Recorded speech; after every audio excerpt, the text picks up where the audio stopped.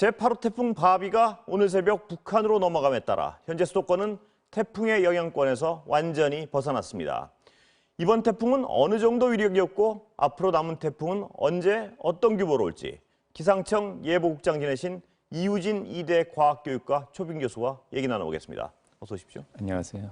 어제 빠져나간 상황부터 좀 설명해 주시죠. 네, 오늘 새벽 이제 중부 수도권 서쪽 해상을 지나서 아마 지금 이 시간에는 계속 북상해서 중국 내륙으로 진입하지 않았을까 싶습니다. 예.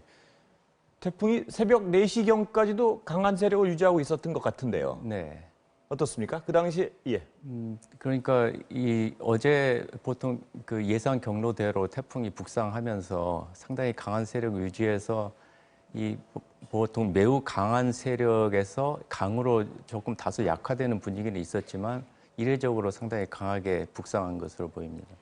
그 어제 가장 궁금했던 게요. 처음부터 비보다는 이번 태풍은 바람 태풍이다. 그다음에 중간 기압이 중심 기압이 굉장히 높다. 뭐 이래가지고 굉장히 지금 어제 겪은 것보다는 심할 것으로 예상됐는데요. 생각보다는 좀 약했습니다. 그 원인을 뭐로 봐야 될까요? 교수님? 네, 이제 태풍의 중심 세력은 예상한 대로 굉장히 강한 강풍을 동반했는데요. 예. 다만 이제 이게 해안에서 어느 정도 떨어지느냐가 이제 관건인데 그런 점에서 조금 서쪽으로 이제 태풍이 이동을 하면서 조금 그 예상했던 것보다는 주로 도서 지방이나 해안 지방에는 여전히 강한 태풍으로 인해서 피해가 많을 것으로 뭐 직계는 봐야 되겠습니다만 예상이 됩니다. 네. 그러니까 원래 예상 진로보다 약간 더 내륙에서 떨어졌다는 말씀이신가요? 꼭 예상 진로보다도 어쨌든 이 태풍이 예. 올라오면서 이제 그런 모양새로 이제 올라왔다고 생각이 됩니다. 예. 지난 태풍이 일반적인 태풍과 좀 다른 색다른 점이 많았다고 들었는데요. 네. 적도 부근에서 발생하지 않은 것도 그렇고 어떻습니까, 교수님? 좀 설명을 해주시죠. 네, 일단 태풍 정도의 강도를 가진 상태는 대만 부근이긴 했지만요.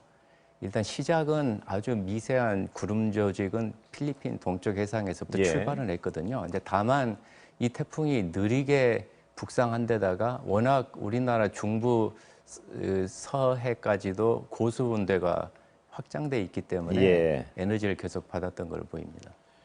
그 태풍의 중심 기압을 중심으로 보면요. 지나갔던 태풍 바비는 역대 태풍하고 어느 정도로 비교를 아마 뭐 할수 있을까요? 상위 10위 안에 이제 들어가는 굉장히 강한 태풍이라고 생각이 됩니다. 예. 상위 10위 중심 기압은 그만큼 높았는데 네. 아까 말씀하셨지만 피해가 예상보다 적었던 것은 좀 많이 서쪽으로 예상보다 비껴갔고 이제 내륙을 직접 이제 관통하지를 않았기 때문에 이제 그런 점에서 내륙을 관통한 태풍하고는 조금 차별화해서 이렇게 볼 수 있겠습니다. 아까 말씀하신 발생한 위치에 따라서 이 태풍이 어떤 진행 속도가 좀 영향을 받는 겁니까, 교수님? 무슨 질문이냐면 적도 부근에서 발생했을 때는 좀 더 빨리 북상하고 뭐 이런 어떤 속도와도 관련이 있습니까? 이제 사실 태풍이 그 발생하는 지역에서부터 우리나라까지 오는데 통상 5일 정도가 걸리거든요. 그런데 그 단계별로 사실 굉장히 이 태풍 주변의 기상학적 요인에 따라서 변화가 심하기 때문에 이 경우마다 달라서 이 어떤 전형적인 패턴을 말씀드리기는 어렵습니다. 다만 지금 현재 지난번 장미와 이번 태풍을 보면 조금 더 고위도에서 이제 체계적으로 발달하기 시작하는데 뭐 이것은 아마 이 해수 온도가 높은 것과 관련이 있을 개연성이 높아 보이고요. 이것은 뭐 일부로는 이제 요즘 그 해수 온도, 적도 지방 해수 온도가 라니냐 패턴으로 이제 간다는 얘기도 있는데 그런 추세하고 관련성이 있는지도 좀 분석이 필요해 보입니다. 그 추가 질문을 좀 드리면 적도 부근 해수 온도가 라니냐 패턴으로 간다는 말씀은 기후 변화랑도 상관이 있다고 해석을 해야 되는 건가요? 이제 보통 이 라니냐 패턴은 한 4, 5년 정도의 불규칙한 이제 변동성을 갖는 건데요.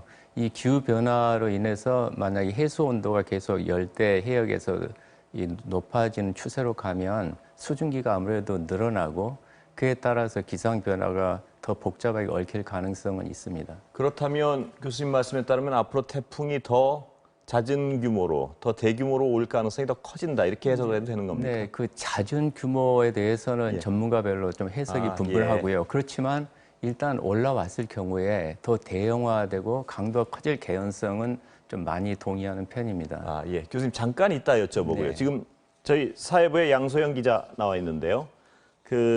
어제 태풍 피해에 대해서 좀 정리해 보겠습니다. 일단 몇 시에 어떻게 지나갔는지부터 정리해 볼까요? 네.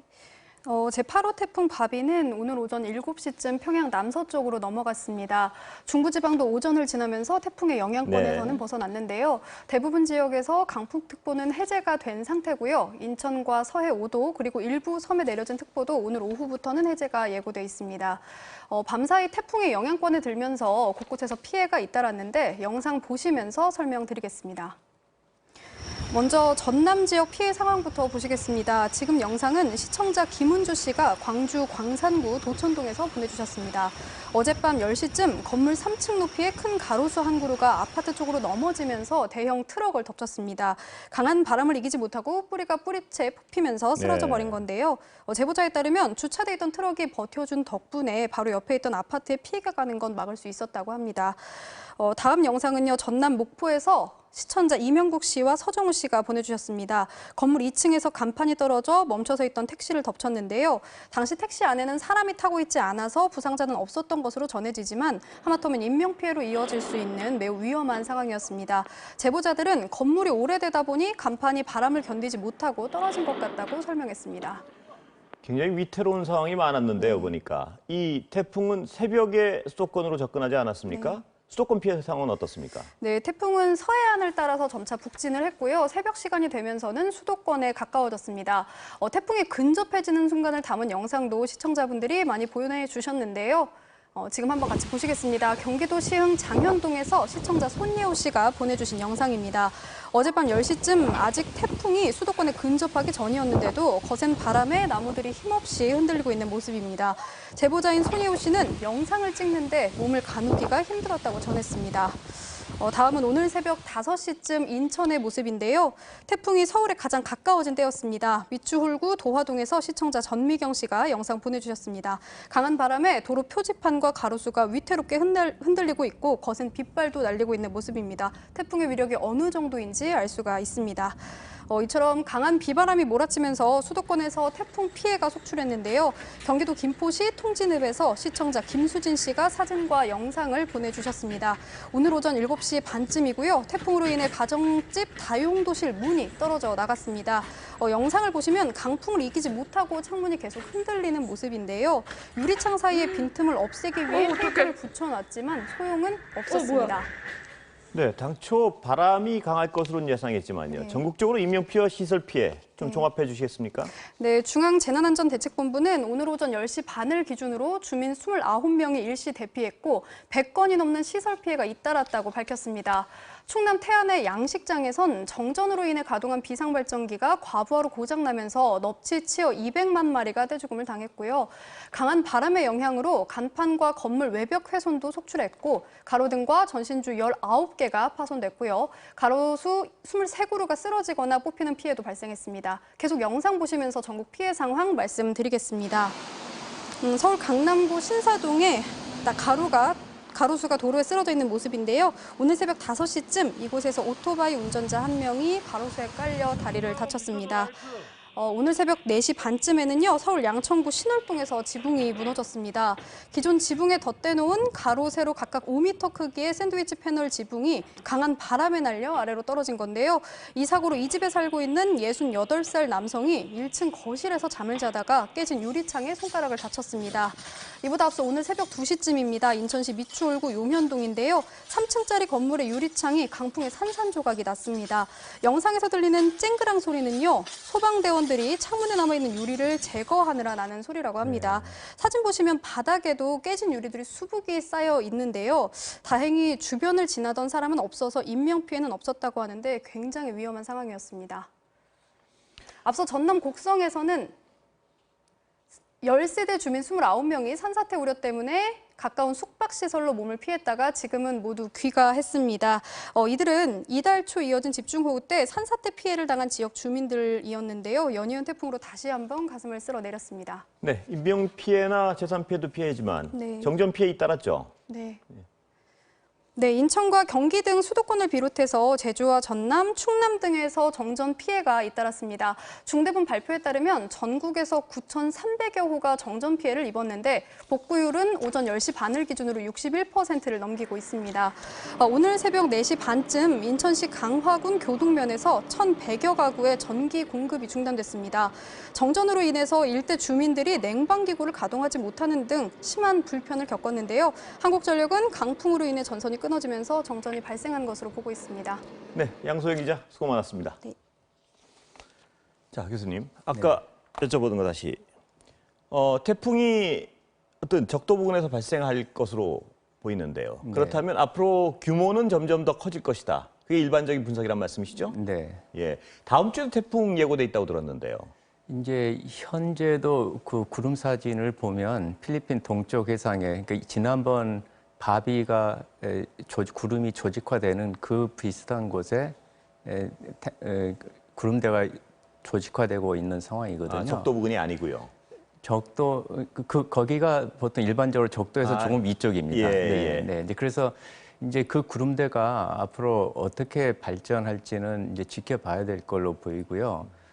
이제 컴퓨터 예측 모델들의 시뮬레이션들은 뭐 이런저런 시나리오들을 보여주는데 뭐 계속 발달해서 북상하는 시나리오도 있지만 이게 보통 한 5일 정도 이상이 걸리는 이 기간이거든요. 생성 과정이요. 예. 생성해서부터 적어도 중위도까지 올라오는 데는 일주일 이상이 걸리기 때문에 그 기간 동안에 어느 곳으로 갈지는 특히 이제 우리나라 한반도는 이 열대의 공기와 이 북쪽에는 공기가 교차하는 굉장히 복잡한 곳이거든요.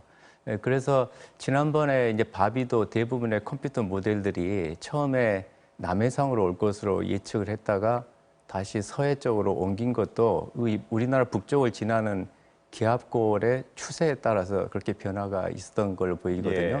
그래서 이것이 어떻게 발달해서 앞으로 어느 진로로 올 건지는 상당한 좀 감시와 분석이 필요한 더 지켜봐야 하는군요. 네, 그렇습니다. 그러나 현재 컴퓨터 분석에 따르면은 다음 주에 올 가능성이 좀 많은 건가요? 그렇지도 않습니까? 여러 가지 시나리오가 있어서 지금 뭐 예단하기는 아직은 예단할 수 없고요. 네. 그렇다면 그 규모는 물론이고 몇 개가 어디로 올지 전혀 지금으로서는 다음 주 상황은 아직까지는 예측하기 어려운 상황입니다. 네, 좀 더 기상청 분석을 지켜봐야 되겠습니다. 그러면 그 생성 시점에서 어느 정도 전에는 우리가 대략 우리 근방을 지나갈 것이다 확신할 수 있습니까? 이 태풍 등급으로 강도가 강해지는 그 시점을 예측하는 부분도 상당히 어려운 부분이고요. 또 앞서 말씀드렸듯이 이것이 이 주변 기압계의 어떤 대결 구도를 통해서 어느 곳을 향해서 어떻게 발전할지도 예측 기간이 현재로서는 너무 멀기 때문에 좀 더 지켜봐야 될 걸로 보입니다. 아까 교수님께서 기후변화 약간 언급하셨는데요. 네. 이 어떤 기후적 상황의 변화가 태풍 진로를 예측하거나요. 규모를 예측하는 것도 과거와는 좀 다른 어떤 양상을 보이는 경우가 많습니까? 이제 그 부분은 좀 더 연구가 필요해 보이고요. 다만 이제 많은 전문가들이 공감하는 부분은 이 북태평양 고기압을 비롯해서 이 아열대 해상의 고압부가 확장하는 추세에 있기 때문에 이제 그렇지만 이것들이 지역적으로 주로 해양에 분포해 있거든요. 그래서 이제 그 가장자리를 지나는 곳에서는 일종의 대기의 수증기의 강물처럼 수증기 흘러가는 길목에서는 집중호우든 태풍이든 이 강도가 좀 강해질 수 있을 거다고 전망은 하지만 이제 이 지역적인 그 전망 자체가 굉장히 불확실한 부분이 있어서 여전히 열려 있는 부분이라고 보여집니다. 그러면 올가을에도 몇 개나 어떤 강도로 올지는 앞으로 한참 더 지켜봐야겠군요. 네, 뭐 현재 기상청 전망으로는 한두 개 올 거라고 지금 예측되어 있습니다. 교수님 오늘 말씀 감사합니다. 감사합니다. 양성 기자 오늘 수고했습니다.